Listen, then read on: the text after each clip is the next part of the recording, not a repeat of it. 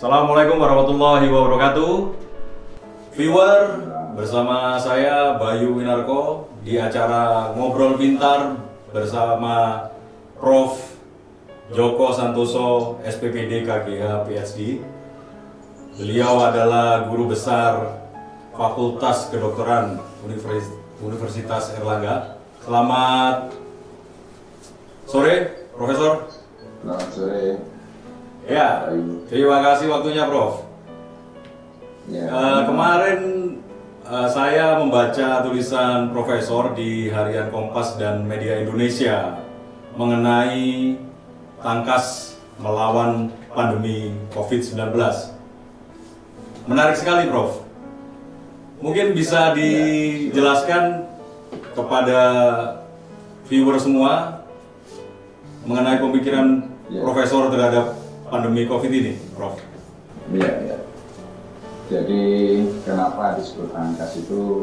Karena di dalamnya itu yang pertama, kita ini harus berbasis data, dan kita tahu dengan berbasis data itu semua harus terakses pada dua pihak pemerintah dan pihak warga negara. Dari situlah kita bisa mendapatkan solusi yang bagus. Maka solusi yang bagus itu anggap saja itu tangkas melawan pandemi, utamanya untuk Indonesia. Itu intinya di situ. Solusi ya. Tangkas itu adalah solusi ya, Prof.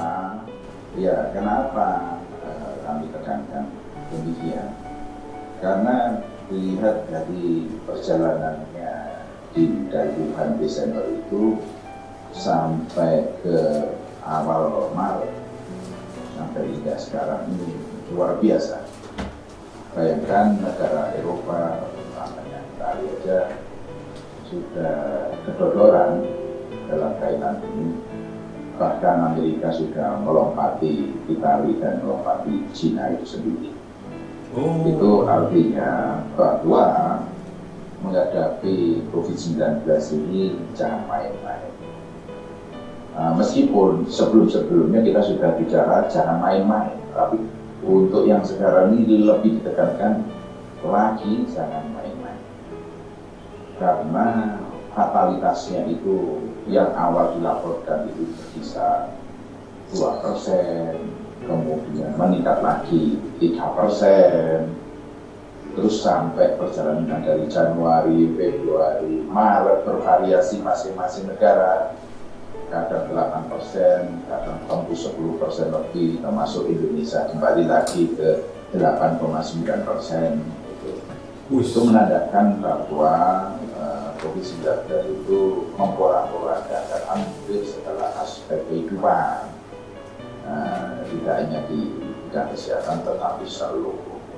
Iya, semua aspek. Dari itu tangkas menghadapi COVID itu kuncinya berbasis data, keterbukaan, kemudian komitmen kedua belah pihak antara pemerintah dan warga negara kita semuanya yang bersatu padu, baik itu yang non-government juga istilahnya lembaga non-governmentnya itu juga multi corporate company-nya juga itu harus saling bahu membahu karena tidak akan mungkin diselesaikan.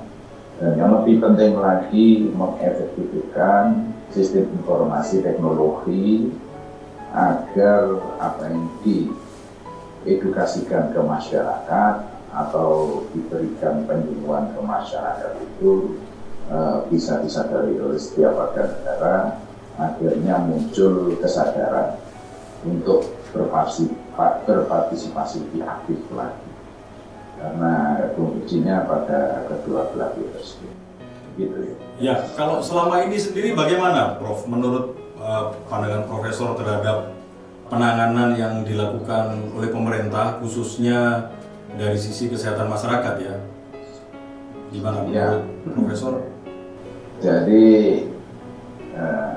tergantung dari sisi pemerintah kita melihat atau dari sisi warga negara melihat. Itu pun dari warga negara pada zona merah, pada zona bukan merah.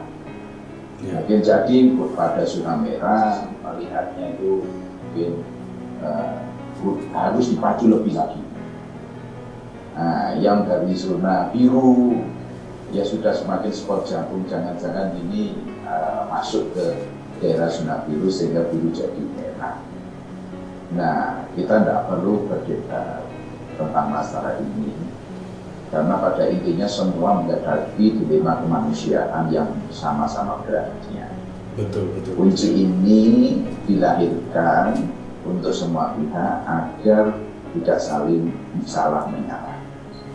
Ya. Justru kita saling bahu-membahu, kemudian berkonsentrasi, mengikuti arahan pemerintah. Namun pemerintah juga harus dikritisi dengan solusi yang excellent. Ya. Karena kalau disendirikan, yang namanya beban yang demikian beratnya, rasanya tidak adil kalau kita mengharapkan yang terbaik tanpa kita memberikan kesenjangan. Ya. Di situ pentingnya. Jadi menurut Profesor, tangkas melawan pandemi ini ya, sebaiknya apa yang dilakukan pemerintah dan apa yang harus dilakukan oleh masyarakat, Prof? Karena kita melihat ini perkembangan terakhir aja sudah ada 1.000 lebih yang sudah terinfekted dan korban meninggal juga sudah mau menyentuh angka 90 ya. Jadi apa di sini kita bagi kepada bidang teknik medik dan teknik komunikasi. Artinya itu detail di bidang medik dan detail di bidang komunikasi. Detail di bidang medik, maka tenaga medis maupun para medis dan jajarannya harus disupport international standard walaupun itu minimal.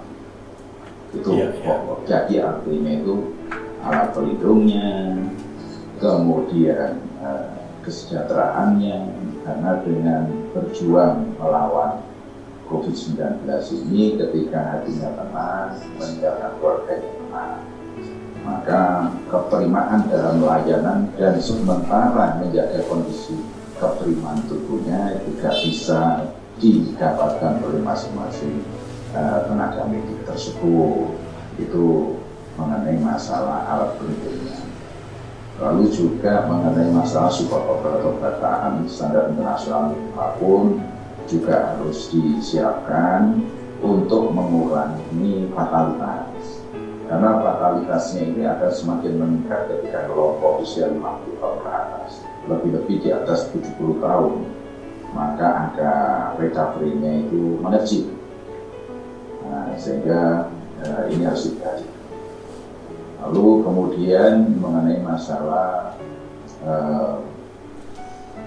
ronde jaga. Jadi ronde jaga itu juga untuk mengefisiensikan bagaimana jangan sampai lelah, bagaimana seperti yang sudah diberikan oleh pemerintah ini sudah betul, juga mengacu ke Wuhan juga saya lihat itu. Jadi istirahatnya itu tidak terlalu jauh dari rumah sakit. Iya. Sekaligus untuk melindungi keluarganya. Kalau dia tiap hari pulang pergi ke rumahnya kan agak bahaya.